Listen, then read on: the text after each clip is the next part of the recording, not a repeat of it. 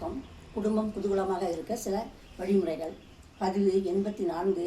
காதல் கோட்டை சினிமாவில் அஜித் தேவயானி பார்க்காமலே காதல் செய்வது போல் சிலர் முகநூலில் மூலம் காதல் செய்கிறார்கள்.